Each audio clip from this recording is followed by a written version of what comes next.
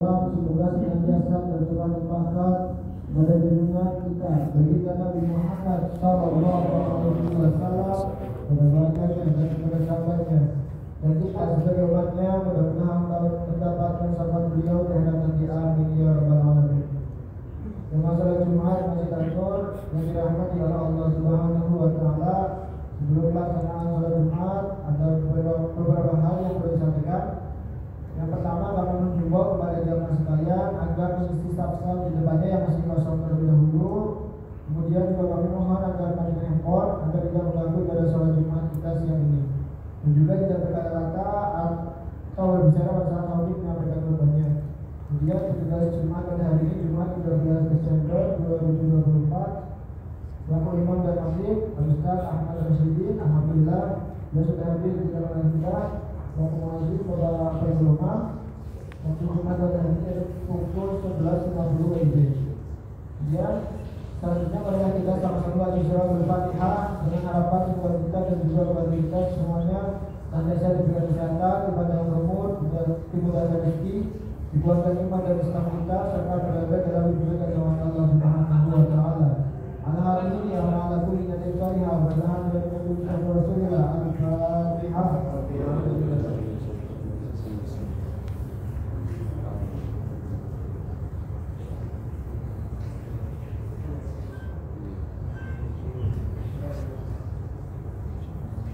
Amin ya rabbal alamin. Demikian sudah mengamalkan dan dapat kami sampaikan. Wassalamualaikum warahmatullahi wabarakatuh.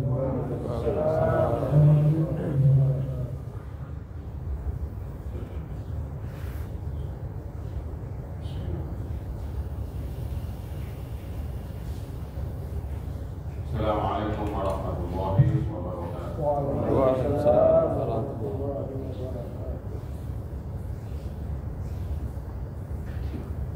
Allahu Akbar, Allahu Akbar, Allahu Akbar, Allahu Akbar. Asyhadu an la ilaha illallah.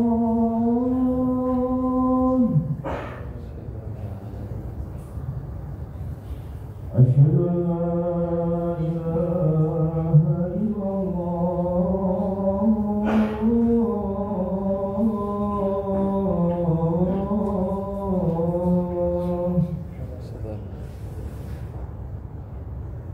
Asyhadu anna Muhammadar Rasulullah.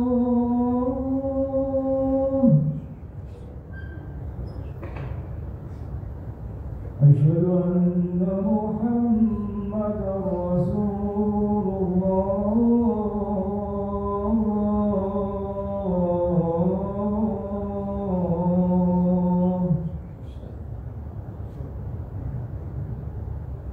Hayya 'alas shalah.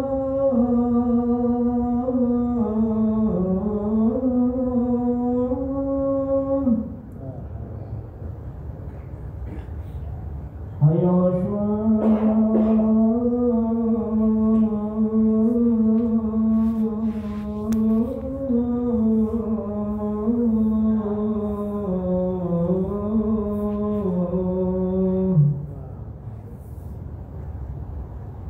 Hayya 'alas shalah. Hayya 'alas shalah.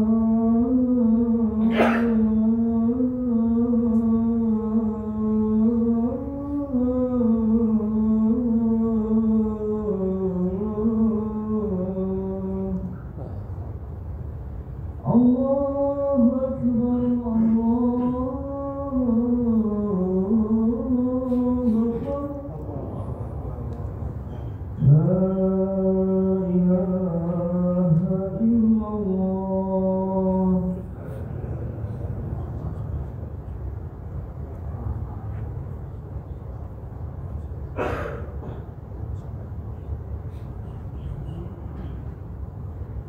Alhamdulillah. لله الحمد لله الذي أنزل سكينة في قلوب المؤمنين ليزدادوا إيمانا مع إيمانهم. اللهم صل وسلم وبارك على سيدنا محمد وعلى آله وصحبه وبارك وسلم أجمعين. أيها الحاضرون اتقوا الله حق تقاته ولا تموتن إلا وأنتم مسلمون. أعوذ بالله من الشيطان الرجيم. بسم الله الرحمن الرحيم.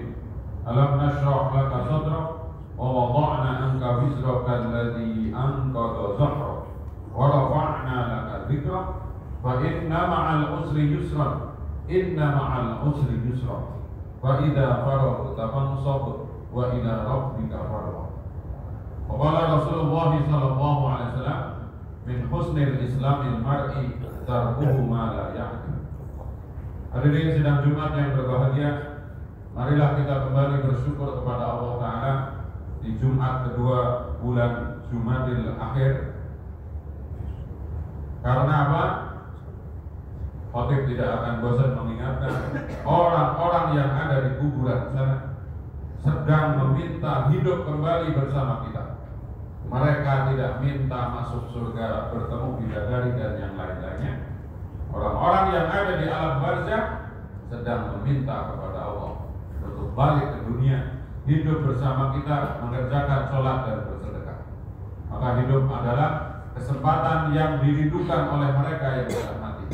Maka jangan sampai kita yang sedang hidup ini tidak memanfaatkan dengan kesyukuran taat kepada Allah Ta'ala. Saat ini, detik ini kita sedang menerima nikmat yang sangat besar. Kalau diuangkan kita duduk di sini nilainya tidak kurang dari 300 juta. Karena kumpul untuk sholat Jumat dalam hadis tegar al-Jum'atu hijjul fuqara. Seandainya ada orang-orang yang tidak diberi kemampuan oleh Allah bisa membayar ongkos haji, maka hadirnya seseorang itu di majelis sholat Jumat menjadi kesempatan dia mengambil fadilah keutamaan orang haji. Kemudian jangan lupa Jumatan ini fasilitas yang sangat besar dari Allah. Siapa yang bersuci dari rumahnya menuju sholat Jumat, berusaha datang proporsional, datang awal duduk di depan, datang belakangan menempatkan diri, berusaha tidak melangkahi pundak-pundak saudaranya yang telah datang lebih dulu atau ada yang di saf depan, mendengarkan khutbah dengan sesama, sholat 2 rakaat diawali dengan mendengarkan khutbah, maka Allah akan ampunkan dosanya orang itu 7 dan 3 hari. Tetapi Jumatan lagi-lagi yang harus sungguh-sungguh, jangan dicampuri dengan perbuatan lago, perbuatan yang menggugurkan fadhail keutamaan sholat Jumat. Sedikitnya dalam hadis ada 4 yang harus kita perhatikan kalau mendengarkan khutbah dan sholat Jumat. 1. Berbicara. Idza qulta li sahibika yaumal jum'atil amsi wal imamu yahtub faqat lahu. Kalau imam sudah membaca alhamdulillah, sholawat Nabi, membaca Quran, wasiat tanpa rukun khutbah hanya itu sejatinya. Ditambah di salah satu khutbahnya mendoakan kaum muslimin, dia temannya sebelahnya ngobrol atau main handphone atau berisik, maksud dia benar, hus, diam. Bahasa Arabnya ansir, faqat lahu. Orang yang tegur saja sudah melakukan perbuatan lago, fala Jum'atalah. Orang seperti ini tidak ada fadilah keutamaan pahala sholat Jumat. Yang kedua, bermain apapun.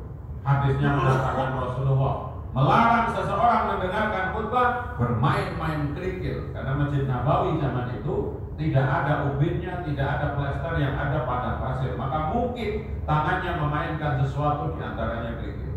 Maka jangan pernah main-main apapun, main handphone, browsing, dan lain-lainnya.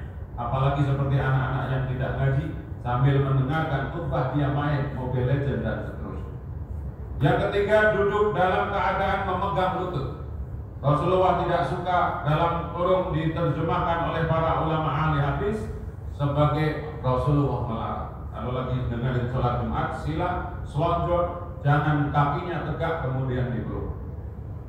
Yang nomor 4, ya, dimaknai sebagai makruh, yaitu kalau yang tidak kuat menahan kantuk kemudian dia tertidur, perintah Rasulullah dalam hadis silakan pindah dari satu tempat ke tempat yang lain agar dia mampu mendengarkan khutbah. Hadirin rahimakumullah, sekali lagi Allah Maha Baik. Kita hidup hanya 7 hari, tapi Allah menyiapkan pengampunan 10 hari. Seandainya kita pendosa, mulai dari hari Sabtu, Minggu, Senin sampai Kamis kemarin ada dosa yang bertumpuk-tumpuk, maka dosa itu akan habis dengan kita hadir ke sholat Jumat. Malam masih sisa 3 hari. Tentunya Jumatan yang semata-mata karena Allah Subhanahu wa Ta'ala. Dan salah satu kewajiban kita sebagai orang yang beriman adalah jangan sampai kita putus asa dengan rahmat Allah. Hadirin rahimakumullah, dalam jurnal yang setiap tahun diterbitkan oleh The University of Oxford melansir negara-negara yang paling bahagia di dunia. Bertahun-tahun yang bertengger di nomor 1 negara Finlandia, kemudian Denmark, kemudian Swedia dan seterusnya. Jadi di dunia ini menurut jurnal ini ada negara dalam kulit warga negaranya berarti paling berbahagia di dunia.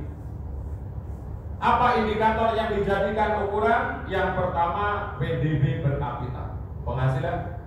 Yang kedua harapan hidup sehat. Yang ketiga dukungan sosial, artinya interaksi di antara mereka nyaman, keluarga nyaman, komunikasi nyaman. Yang nomor 4 kebebasan berekspresi. Tentunya di situ ya melegalkan LGBT dan seterusnya. Kemudian yang nomor 6 adalah generosity atau tingkat bagaimana mereka itu dermawan, nyumbang dan seterusnya. Dan yang nomor 6 kebebasan dari korupsi. Tetapi Rasulullah SAW memberikan indikator kebahagiaan berbeda dengan yang dibuat oleh Oxford University. Rasulullah mengatakan dalam sebuah hadis, alamatus syahadah, ciri-ciri seseorang itu berbahagia tidak ada ukuran satupun dengan pendapatan per kapita atau bagaimana dia menyumbang orang lain. Maka indikator individu yang bahagia menurut Rasulullah ada 4, disebut dengan alamatus syahadah. Yang tertinggi harus dikejar seseorang kalau ingin bahagia, jangan pernah melupakan dosa. Karena dalam banyak riwayat Nabi Adam itu asal muasalnya di surga. Kemudian dengan satu saja dosa, kemudian beliau terlempar ke dunia. Meskipun itu rencana Allah, tapi secara pelajaran sudah masuk surga aja gara-gara dosa, kemudian keluar dari dosa. Maka Allah menyiapkan sholat 5 waktu. Siapa yang sholat didahului dengan wudu, wudu itu menggugurkan dosa. Setelah sholat tasbih, tahlil, tahmid 33 kali, ya, jumlahnya 100 dengan la ilaha illallah wahdahu la syarikalah lahul mulku wa lahul hamdu yuhyi wa yumiitu wa huwa ala kulli syai'in qadir. Dijanjikan lagi oleh Allah Ta'ala melalui hadis Nabi, siapa ba'da sholat maut tasbih, tahlil, tahmid akan diampunkan dosanya meskipun sepenuh buih di lautan. Maka dosa itu tidak untuk ditakuti, tapi harus diingat. Ingatnya untuk kembali ingat kepada Allah. Allah Maha Pengampun. Jangan takut kita pernah berbuat dosa. Yang kita takuti adalah berbuat dosa kemudian tidak beristighfar memohon ampun kepada Allah Ta'ala. Yang kedua indikator kebahagiaan menurut Rasulullah adalah orang-orang yang melupakan amal. Dia sudah beramal sebanyak apapun, ciri-ciri amal yang diterima menurut sebagian ulama adalah amal yang dilupakan. Kenapa dia lupa? Karena amal di dunia sudah diangkat di Lauhul Mahfuz dalam catatan Allah Ta'ala. Sebagaimana surat Yasin ayat 12 menegaskan, inna nahnu nuhyil mauta wa naktubu ma qaddamu wa atharahum wa kulla syai'in ahsaynahu fi imamin mubin. Jadi kalau kita misalnya pernah umroh, pernah santunan yatim, pernah mungkin tahajud dengan khusyuk, pernah melakukan kebaikan kepada orang tua kita, di dalam benak kita, pikiran kita terlupakan, itu salah satu indikasi kita bahagia, salah satu amal kita terangkat ke langit. Tapi kalau melupakan dosa, kemudian mengingat-ingat amal, itu ciri-ciri hati kita ada masalah. Karena justru yang harus dilupakan itu amal, yang diingat-ingat dosa. Bukan takut terhadap dosa yang tidak diampuni, takut kalau sampai mengulang dosa yang sama. Yang nomor 3, Rasulullah mengatakan atau bersabda, ciri seseorang bahagia itu dalam urusan dunia dia selalu melihat yang lebih susah. Kalau dia punya pekerjaan, dia selalu melihat mereka yang nganggur. Kalau dia punya rumah tipe 21, dia melihat yang ngontrak. Yang ngontrak melihat dia nggak punya rumah, dan seterusnya. Maka ini akan menimbulkan kebahagiaan, otomatis kesyukuran kepada Allah Subhanahu wa Ta'ala. Tapi kalau urusan dunia sebaliknya, kita punya motor, kita melihat orang yang punya mobil, pasti kita susah. Kita sehat walafiat begini, ya, sementara ada orang yang sakit, harus ngantre BPJS, harus cuci darah. Maka kalau kita melihat seperti itu, tentu kita akan menjadi orang-orang yang bahagia. Dan yang terakhir, yang nomor 4, orang yang berbahagia menurut Rasulullah adalah orang-orang yang dalam urusan agamanya, ketaatannya, berusaha mencari, melihat, memandang mereka yang setara dengan kita, tetapi ibadahnya lebih afdal, lebih utama. Kita sudah sholat, tapi ada teman kita yang sebelum adzan sudah siap sholat. Kita sudah sholat 5 waktu, tapi kita ada teman kita selalu menjaga qobliyah ba'diyah. Kita sudah qobliyah ba'diyah dengan rapi, tapi kita punya teman yang selalu sholat witir sebelum tidur misalnya. Kita sudah witir sebelum tidur, lihat ada teman yang setiap malam selalu qiyamul lail. Kita sudah qiyamul lail, melihat teman kita menjaga duha. Seperti itu. Demikian pula dengan halnya dengan infak. Ada teman kita setiap Jumat selalu yang dicari adalah kotak infak. Kalau sudah kita ikut infak, dia selalu infak 100.000 misalnya atau 200.000, maka itu yang menjadi patokan. Orang lain bisa hatam minimal waktu, atau kita hatamnya hanya kalau Ramadan saja. Orang lain ada yang tiap bulan sekali hatam dan seterusnya. Penglihatan kita tentang agama menjadi wasilah kita berbahagia. Dalam kitab fikih, ya, di madrasah-madrasah diterangkan apa itu Islam. Mal Islam huwa dinul ladzi ba'asya bihi sayyiduna Muhammadin sallallahu alaihi wasallam li hidayatin nasi wa syahadatihi. Apa itu agama Islam? Agama yang dibawa risalahnya oleh Nabi Muhammad sebagai petunjuk dan sumber kebahagiaan. Maka harusnya kita, orang-orang yang Islam itu harus bahagia. Kalau kita nggak punya apa-apa di dunia, kita adalah satu-satunya umat yang dijamin masuk surga. Man qala la ilaha illallah dakhala jannah. Mungkin amal kita terbatas, tapi kita satu-satunya umat yang dijamin syafaatnya Nabi Muhammad. Dan syafaat Nabi Muhammad sudah dikukuhkan dalam ayat kursi.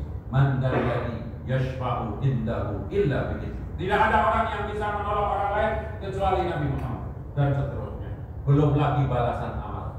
Orang-orang kaya di dunia ini mungkin punya aset yang mungkin menguasai 80% aset Indonesia atau aset dunia.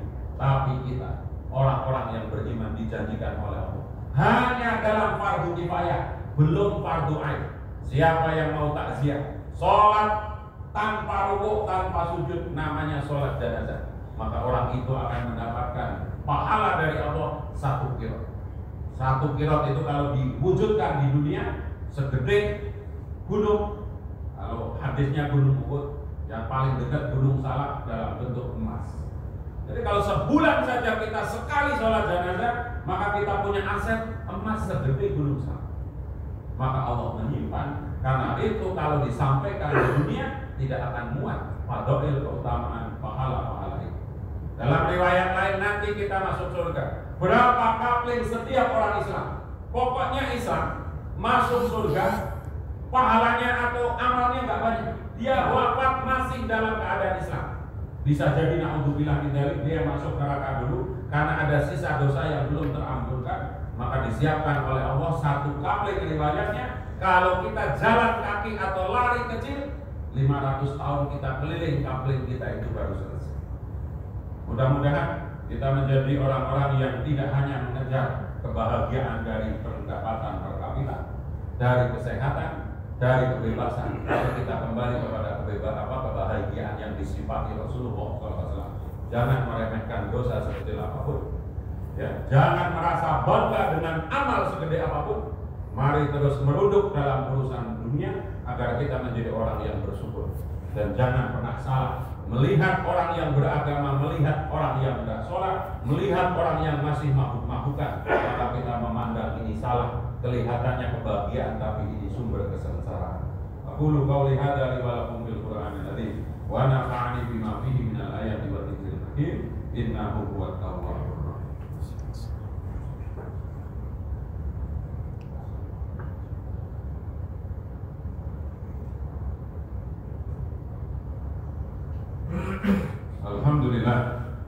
Alhamdulillahilladzi hadana li hadza wa ma kunna linahtadiya laula an hadana Allah. Asyhadu an la ilaha illallah wa asyhadu anna Muhammadan abduhu wa rasuluh la nabiyya ba'dahu. Allahumma shalli wa sallim wa barik ala sayyidina Muhammad wa ala alihi wa sahbihi wa barik wa sallim ajma'in. Ayyuhal hadirun ittaqullaha haqqa tuqatih wa la tamutunna illa wa antum muslimun. A'udzu billahi minasy syaithanir rajim. Bismillahirrahmanirrahim. Wal 'ashr innal insana lafi khusrin illa alladziina aamanu wa 'amilus shalihati wa tawassaw bil haqq wa tawassaw bis sabr. Rasulullah sebagai pemimpin kita, pemimpin rohani, jasmani semuanya menganjurkan kepada kita, mewasiatkan kepada kita melalui hadis yang disampaikan kepada Sayyidina Mu'adz bin Jabal. Wahai Mu'adz, sebagai cintaku kepadamu dan cintaku kepada seluruh umatku, jangan tinggalkan fi duburi sholatikum. Setiap kali yang ba'da sholat membaca doa ini, sehingga insya Allah menjadi jalan kebahagiaan. Allahumma a'inni ala dzikrika wa syukrika wa husni ibadah. Rohani yang hidup diawali dengan zikir kepada Allah, syukur kepada Allah dibuktikan dengan ahli ibadah. Maka agar kita mencapai derajat ini, silakan selalu membaca doa ini. Allahumma a'inni ala dzikrika wa syukrika wa husni ibadah. Ada yang membaca sebelum salam, setelah Allahumma inni a'udzubika min adzabil qabri dibaca diselipkan di sini. Ada yang membaca setelah doa Allahumma anta salam dalam diri. Berikutnya jangan tinggalkan doa selesai wudu. Siapa yang berwudu dengan sempurna membaca doa minimal syahadat asyhadu an la ilaha illallah wa asyhadu anna Muhammadan abduhu wa rasuluh, maka orang ini dibukakan oleh Allah pintu surga yang 8. Silakan masuk pintu mana dia mau. Jangan tinggalkan lagi doa selesai azan. Rasulullah bersabda, siapa yang mendengarkan ucapan muadzin menirukan kemudian berdoa, di dalam doa azan ada Allahumma atihi al-wasilah. Ya Allah, tempatkan Nabi Muhammad di tempat yang tertinggi di surga. Halat lahu syafaat. Orang ini berhak mendapatkan syafaat. Bahasa hari ini, kalau ingin terregistrasi sebagai orang yang diberi pertolongan Nabi, daftarnya dengan doa selesai. Dan terakhir, pastikan kita tercatat menjadi penghuni surga. Rasulullah bersabda, siapa yang mendawamkan, menjaga, kontinu selesai pada sholat 5 waktu, membaca ayat kursi, maka jarak orang ini dengan surga hanya dibatasi kematian. Mati langsung ditunggu surga, wasilahnya dawam membaca ayat kursi. Nanti kita akan sampai ke alam barzah. Alam barzah bagi ahli surga, maka itu ruang transit VIP karena dia mau masuk surga. Sebagaimana kalau kita mau terbang naik pesawat bisnis, maka ada room atau long khusus. Demikian. Mudah-mudahan Allah menolong kita menjadi orang-orang yang hidup hatinya berzikir menyebut nama Allah, bersyukur atas segala nikmat Allah, dan ibadah kita semakin baik. Ibadah yang terbaik adalah ibadah harian yang diwajibkan oleh Allah Subhanahu wa taala. Inna Allaha wa malaikatahu shalluna 'alan nabi ya ayyuhalladzina amanu shallu 'alaihi wa sallimu taslima. Allahumma shalli wa sallim wa barik ala sayyidina Muhammad wa ala alihi wa azwajihi wa ambaqiyati sadatina Abu Bakar, Umar, Utsman wa Ali wa radhiyallahu anhum ajma'in wa alaina ma'ahum wa hafi bi rahmatika ya arhamar rahimin. Allahumma a'izzal Islam wal muslimin wa akhlil kafarata wal zalimin. Allahumma ansur ikhwanina fi Gaza. Allahumma ansur ikhwanina fi Gaza. Allahumma ansur ikhwanina fi Gaza. Ya qawiyyu ya matin ikfisar zalimin.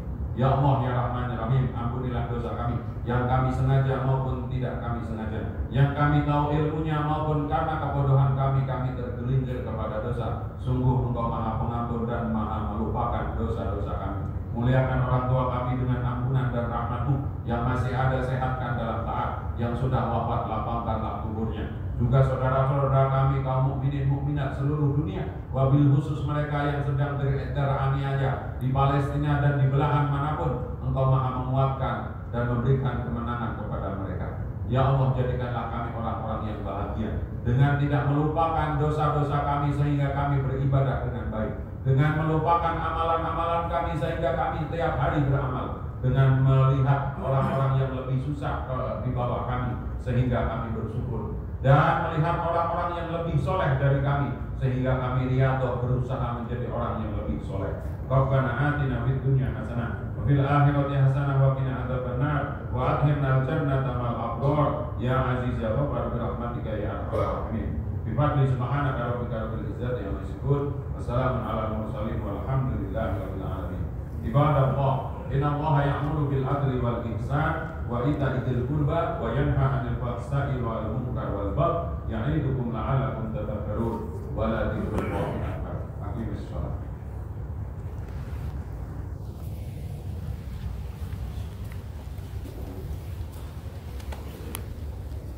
Allahu Akbar, Allahu Akbar, asyhadu an la ilaha illallah, asyhadu anna Muhammadar Rasulullah, hayya 'alal shalah, hayya 'alal falah, qad qamatis shalah, qad qamatis shalah.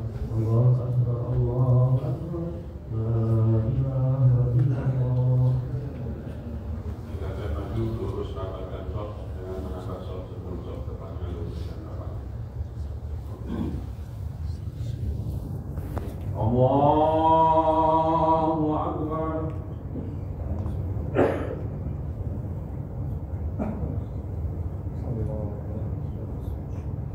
Bismillahirrahmanirrahim. Alhamdulillahi rabbil alamin. Ar-Rahmanir Rahim. Maliki yaumiddin.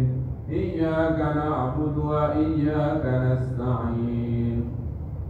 اهدنا الصراط المستقيم صراط الذين أنعمت عليهم غير المغضوب عليهم ولا الضالين.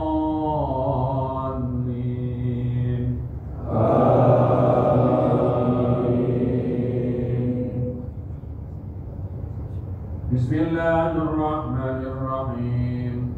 سبح اسم ربك الأعلى الذي خلق فسوى والذي قدر فهدى والذي أخرج المرعى فجعله غثاء أحوى سنقرئك فلا تنسى إلا ما شاء الله إنه يعلم الجهر وما يخفى ونيسرك لليسرى فذكر إن نفعت الذكر سيذكر من يخشى ويتجنبها الأشقى الذي يصلى النار الكبرى ثم لا يموت فيها ولا يحيا قد أفلح من تزكى وذكر اسم ربه فصلى بل تؤثرون الحياة الدنيا والآخرة خير وأبقى إن هذا لفي الصحف الأولى صحف إبراهيم وموسى. الله أكبر.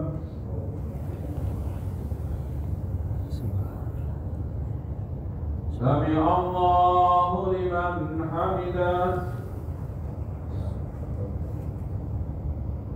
الله أكبر.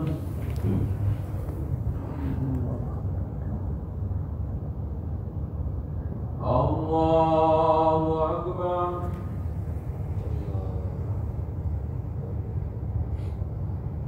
الله أكبر.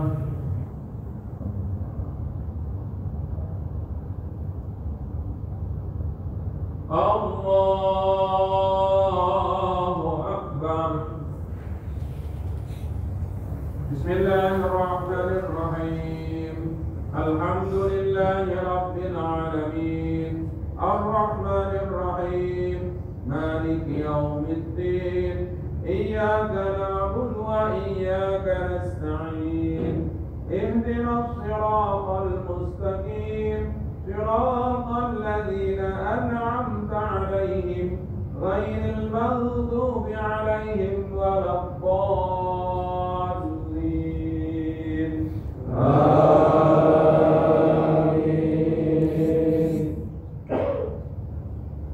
بسم الله الرحمن الرحيم. ويل لكل همزة لمزة الذي جمع مالا وعدده يحسب أن ماله أخلده كلا لينبذن في الحطمة وما أدراك ما الحطمة نار الله الموقدة التي تطلع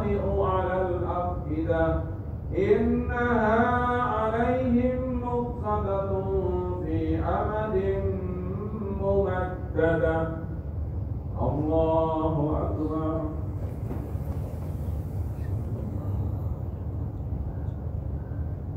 سمع الله لمن حمده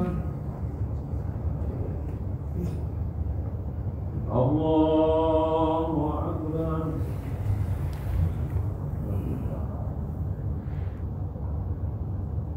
الله أكبر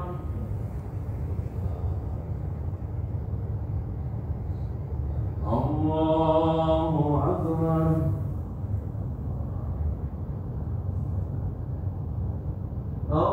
الله أكبر